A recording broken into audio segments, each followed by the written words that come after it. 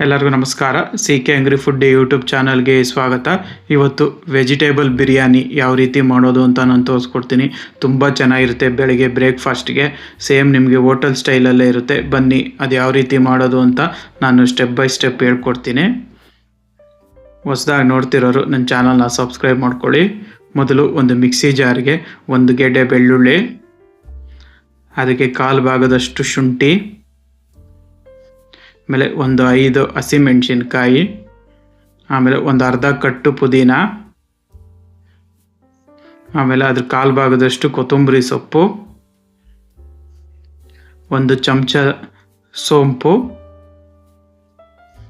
ಈಗ ಇದನ್ನು ನೀರು ಹಾಕ್ಕೊಂಡು ನೈಸಾಗೆ ಪೇಸ್ಟ್ ಮಾಡ್ಕೊಳ್ಳಿ.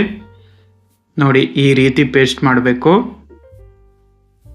ಈಗ ಒಂದು ಕುಕ್ಕರ್ಗೆ ಒಂದು 4 ರಿಂದ 5 ಟೇಬಲ್ ಸ್ಪೂನಷ್ಟು ಆಯಿಲ್ ಹಾಕ್ಕೊಳ್ಳಿ. ಈಗ ಆಯಿಲ್ ಕಾದ್ಮೇಲೆ ಒಂದು ಚಮಚ ಜೀರಿಗೆ, ಒಂದೆರಡು ಚಕ್ಕೆ, ಆಮೇಲೆ ಒಂದು ಸ್ಟಾರ್ ಅನಾನಸ್ ಹೂವು, ಆಮೇಲೆ ಒಂದು 6 ರಿಂದ 7 ಲವಂಗ, ಒಂದೆರಡು ಏಲಕ್ಕಿ. ಇವಾಗ ಒಂದು 6 ರಿಂದ 7 ಲವಂಗ, ಆಮೇಲೆ 2 ಪಲಾವ್ ಎಲೆ. ಈಗೆಲ್ಲ ಫ್ರೈ ಆದಮೇಲೆ ಒಂದು ಈರುಳ್ಳಿನ ನಾನು ಉದ್ದುದ್ದಕ್ಕೆ ಹಚ್ಕೊಂಡಿದ್ದೀನಿ, ಅದನ್ನು ಹಾಕ್ತಾ ಇದ್ದೀನಿ. ಈಗ ಇದನ್ನೆಲ್ಲನೂ ಆಯಿಲಲ್ಲಿ ಚೆನ್ನಾಗಿ ಫ್ರೈ ಮಾಡ್ಕೊಳ್ಳಿ. ನೋಡಿ, ಈಗ ಈರುಳ್ಳಿ ಎಲ್ಲ ಫ್ರೈ ಆಗಿದೆ. ಈಗ ಒಂದು ಟೊಮೆಟೊನ ಉದ್ದುದ್ದ ಹಚ್ಕೊಂಡು ಹಾಕ್ಕೊಳ್ಳಿ. ಈಗ ಟೊಮೆಟೊನ ಮೆತ್ತಗಾಗಬೇಕು, ಅಲ್ಲಿ ತನಕ ಫ್ರೈ ಮಾಡಿ.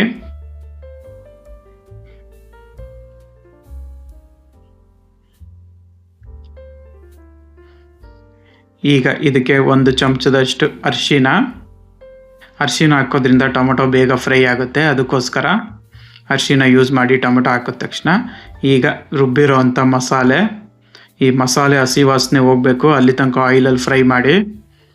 ಹಸಿ ವಾಸನೆ ಇದ್ರೆ ತಿನ್ನೋದು ಚೆನ್ನಾಗಿರೋದಿಲ್ಲ, ಅದಕ್ಕೋಸ್ಕರ ಹಸಿ ವಾಸನೆ ಹೋಗೋವರೆಗೂ ಫ್ರೈ ಮಾಡಿ. ನೋಡಿ, ಈಗ ಫ್ರೈ ಆಗಿದೆ. ಅದಕ್ಕೆ ಒಂದು ಚಮಚ ಧನಿಯಾ ಪೌಡರ್, ಇದನ್ನು ಹಸಿ ವಾಸನೆ ಹೋಗಬೇಕು, ಅಲ್ಲಿ ತನಕ ಮಸಾಲೆ ಜೊತೆನೇ ಫ್ರೈ ಮಾಡ್ಕೊಳ್ಳಿ. ನೋಡಿ, ಈಗ ಎಲ್ಲ ಫ್ರೈ ಆಗಿದೆ. ಈಗ ಸಣ್ಣಗೆ ಹಚ್ಚಿರೋವಂಥ ಬೀನ್ಸ್ ಹಾಕ್ತಾ ಇದ್ದೀನಿ. ಈಗ ತರಕಾರಿನ ಆ್ಯಡ್ ಮಾಡೋಣ ಎಲ್ಲನೂ. ಆಮೇಲೆ ಕ್ಯಾರೆಟು, ಸಣ್ಣಗೆ ಹಚ್ಚಿರೋವಂಥ ಆಲೂಗೆಡ್ಡೆ, ಆಮೇಲೆ ಬಟಾಣಿ. ಈಗ ಇದು ಮಸಾಲೆ ಜೊತೆ ನೀಟಾಗಿ ಫ್ರೈ ಆಗಬೇಕು. ತರಕಾರಿ ಒಂದೆರಡು ನಿಮಿಷ ಫ್ರೈ ಮಾಡಿ. ಅದಕ್ಕೆ ನೆನೆಸಿರೋ ಅಂಥ ಸೋಯಾ, ಇದು ಬಿರಿಯಾನಿಲಿ ಮಧ್ಯದಲ್ಲಿ ಸಿಗ್ತಿದ್ರೆ ತಿನ್ನೋಕೆ ಸೂಪರಾಗಿರುತ್ತೆ ಸೋಯಾ ಚಂಕ್ಸು, ಅದಕ್ಕೋಸ್ಕರ ಯೂಸ್ ಮಾಡ್ತಾ ಇದ್ದೀನಿ. ಇಷ್ಟ ಇಲ್ಲದೆ ಇದ್ದರೆ ಸ್ಕಿಪ್ ಮಾಡ್ಕೊಳ್ಳಿ. ಈಗ ಇದಕ್ಕೆ ನಾನಿಲ್ಲಿ ಒಂದು ಅರ್ಧ ಕಪ್ಪಷ್ಟು ಮೊಸರು, ಬಿರಿಯಾನಿ ಅಂದರೆ ಮೊಸರು ಬೀಳಲೇಬೇಕು, ಆವಾಗಲೇ ನಿಮಗೆ ಟೇಸ್ಟ್ ಬರೋದು. ಈಗ ಮೊಸರನ್ನು ಮಸಾಲೆ ಜೊತೆ ತರಕಾರಿ ಜೊತೆ ಮಿಕ್ಸ್ ಆಗಬೇಕು. 1 ನಿಮಿಷ ಮಿಕ್ಸ್ ಮಾಡ್ಕೊಳ್ಳಿ. ನೋಡಿ, ಈಗೆಲ್ಲ ಮಿಕ್ಸ್ ಆಗಿದೆ. ಈಗ ಇದಕ್ಕೆ ನೀರು ಹಾಕ್ಕೊಳ್ಳೋಣ. ನಾನಿಲ್ಲಿ 1 ಲೋಟ ಅಕ್ಕಿಗೆ 2 ಲೋಟ ನೀರು ತೊಗೊಂಡಿದ್ದೀನಿ, ಯಾಕಂದರೆ ಉದುರಾಗಿ ಬರಬೇಕಲ್ಲ, ಅದಕ್ಕೋಸ್ಕರ. ನಿಮಗೆ ಮೆತ್ತಗೆ ಬೇಕು ಅಂದರೆ 3 ಲೋಟ ನೀರು ಹಾಕ್ಕೊಳ್ಳಿ. ಈಗ ಇದಕ್ಕೆ ಕಲ್ಲುಪ್ಪು. ಈಗ ಕಲ್ಲುಪ್ಪೆಲ್ಲ ಕರಗಿ ಇದು ಚೆನ್ನಾಗಿ ಕುದಿಬೇಕು. ನೋಡಿ, ಈಗ ಚೆನ್ನಾಗಿ ಕುದೀತಾ ಇದೆ. ಈಗ ನೆನೆಸಿರೋ ಅಂಥ ಅಕ್ಕಿ ಹಾಕ್ಕೊಳ್ಳಿ. ನಾನಿಲ್ಲಿ ಕೋಲಂ ರೈಸ್ ತೊಗೊಂಡಿದ್ದೀನಿ, ನೀವು ಬಾಸ್ಮತಿ ರೈಸಲ್ಲಿ ಮಾಡ್ಬೋದು, ಇನ್ನೂ ಸೂಪರಾಗಿರುತ್ತೆ. ಅದೇ ರೀತಿ ಯಾವ ರೈಸ್ ಬೇಕೋ ನೀವು ಯೂಸ್ ಮಾಡ್ಕೊಳ್ಳಿ. ಈಗ ಇದು ಚೆನ್ನಾಗಿ ಬೇಯಬೇಕು, 50% ಇಲ್ಲೇ ಬೇಯಬೇಕು, ಅಲ್ಲಿ ತನಕ ಚೆನ್ನಾಗಿ ಕುದಿಸಿ. ನೋಡಿ, ಈಗ ಚೆನ್ನಾಗಿ ಕುದೀತಾ ಇದೆ, 50% ಬೆಂದಿದೆ. ಈಗ ಕ್ಲೋಸ್ ಮಾಡೋಣ.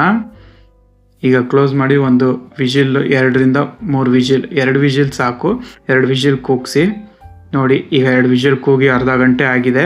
ಈಗ ಓಪನ್ ಮಾಡಿ ತೋರಿಸ್ತೀನಿ. ನೋಡಿ ಎಷ್ಟು ನೀಟಾಗಿ ಬೆಂದಿದೆ ಅಂತ. ಈಗ ಎಷ್ಟು ಉದುರು ಆಗಿದೆ ಅಂತ ನಾನು ನಿಮಗೆ ತೋರಿಸ್ತೀನಿ. ನೋಡಿ, ಎಷ್ಟು ಉದುರು ಆಗಿದೆ ಬಿರಿಯಾನಿ. ನೋಡಿ, ವೆಜಿಟೇಬಲ್ ಬಿರಿಯಾನಿ ರೆಡಿಯಾಗಿತ್ತು. ನೋಡಿ, ರುಚಿಯಾದ ರೆಸ್ಟೋರೆಂಟ್ ಸ್ಟೈಲಲ್ಲಿ ವೆಜಿಟೇಬಲ್ ಬಿರಿಯಾನಿ ರೆಡಿಯಾಗಿದೆ. ಒಂದ್ಸಲಿ ಟ್ರೈ ಮಾಡಿ, ಹೇಗೆ ಬಂತು ಅಂತ ಕಮೆಂಟ್ ಬಾಕ್ಸಲ್ಲಿ ತಿಳಿಸಿ. ಹಾಗೆ ಹೊಸದಾಗಿ ನೋಡ್ತಿರೋ ನನ್ನ ಚಾನಲ್ ಸಬ್ಸ್ಕ್ರೈಬ್ ಮಾಡ್ಕೊಳ್ಳಿ. ಇದೇ ರೀತಿ ಮಶ್ರೂಮ್ ಬಿರಿಯಾನಿ, ಎಲ್ಲ ಥರ ರೈಸ್ ಬಾತ್ ನನ್ನ ಚಾನಲಲ್ಲಿದೆ, ಒಂದ್ಸಲಿ ವಿಸಿಟ್ ಮಾಡ್ಕೊಳ್ಳಿ. ಎಲ್ಲ ಥರ ಬ್ರೇಕ್ಫಾಸ್ಟು, ರೆಸ್ಟೋರೆಂಟ್ ಸ್ಟೈಲ್ ಅಡುಗೆಗಳು, ಸ್ಟ್ರೀಟ್ ಸ್ಟೈಲ್ ಅಡುಗೆಗಳು ಎಲ್ಲ ಇದೆ.